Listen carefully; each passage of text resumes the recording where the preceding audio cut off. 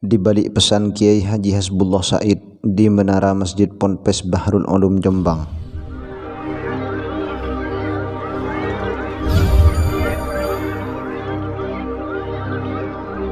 Assalamualaikum warahmatullahi wabarakatuh.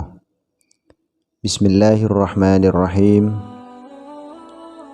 Di Masjid Pondok Pesantren Bahrul Ulum atau yang sekarang dikenal Masjid Induk Tambak Beras, tertulis sebuah pesan Harun Tammon yang ditulis langsung oleh Kiai Haji Hasbullah Said.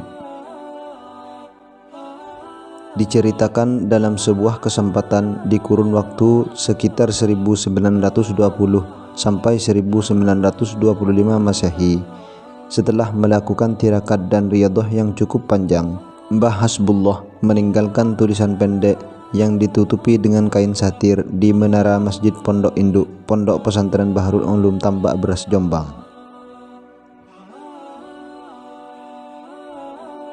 Setelah menuliskan pesan tersebut, Kiai Hasbullah menutupinya dengan kain satir dan berpesan kepada para santri agar jangan ada yang membuka satir tulisan tersebut. Beberapa tahun kemudian menjelang wafatnya, ayah dari Kiai Abdul Wahab Hasbullah ini berpesan lagi kepada santrinya,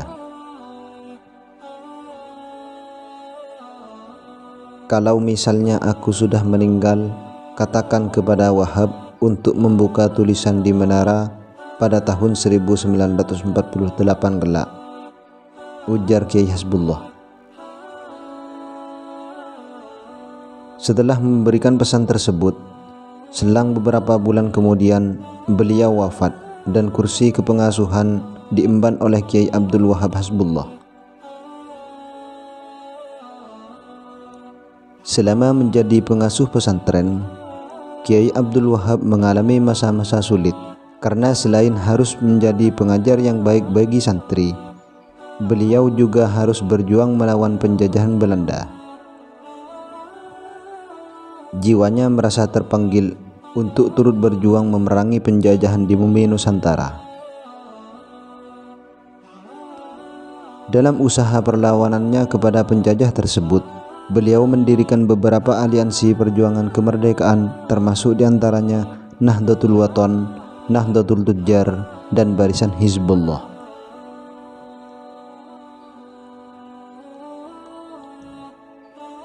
Sekitar tahun 1944 sampai 1945, ketika kemerdekaan hampir saja diraih, Kiai Abdul Wahab menyuruh para santrinya untuk i'tikaf di masjid selama sehari penuh dengan membaca amalan sholawat burdah yang merupakan ijazah dari Kiai Hasbullah.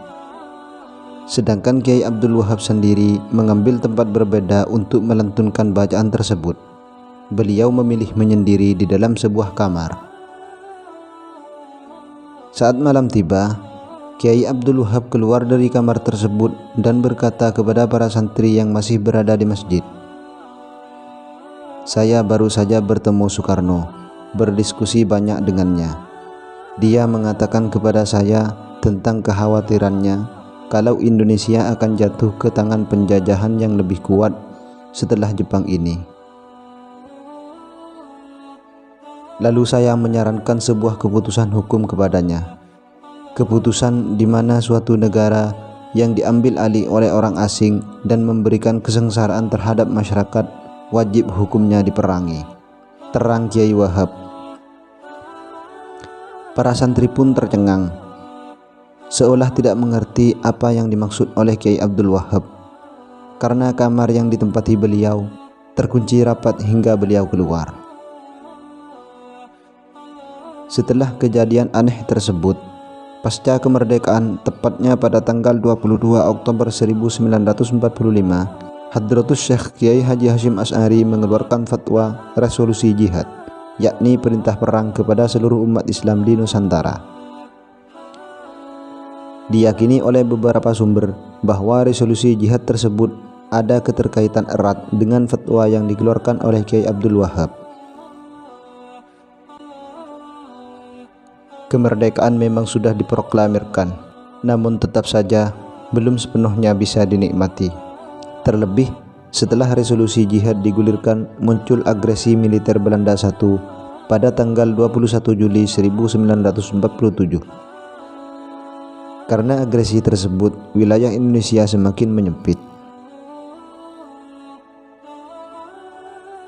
Pada tahun 1948, pesan Kiai Hasbullah untuk membuka satir di menara masjid benar-benar disampaikan oleh santri kepada Kiai Abdul Wahab. Dengan didampingi para santri yang terus mengumandangkan sholawat burdah, beliau membuka satir yang diikat di menara masjid. Setelah dibuka, ternyata di balik satir terdapat ukiran huruf hijaiyah, ha, ro, ta, dan mim yang menempel. Kiai Abdul Wahab tentu penasaran dengan arti tersebut. Namun setelah dilihat dengan seksama, beliau mulai mengerti maksud dari pesan sang ayah. Huruf hijaiyah itu bila disambungkan akan terbaca huruf tamon, yang artinya kemerdekaan yang sempurna. Benar saja, pada tahun itu kemerdekaan Indonesia mulai diakui dunia. Agresi militer Belanda juga telah berhasil dipukul mundur. Dan tentu saja pada tahun itu pula Indonesia benar-benar merasakan kemerdekaan, yang sejatinya keadaan tersebut sudah diukir di tembok menara oleh Kiai Hasbullah sejak tahun 1920-an silam. Sekian kisah di balik pesan Kiai Hasbullah Said yang diukir di menara Masjid Pondok Pesantren Bahrul Ulum Tambak Beras Jombang, yang ada keterkaitannya dengan kemerdekaan Indonesia. Wallahu a'lam bishawab. Wassalamualaikum warahmatullahi wabarakatuh.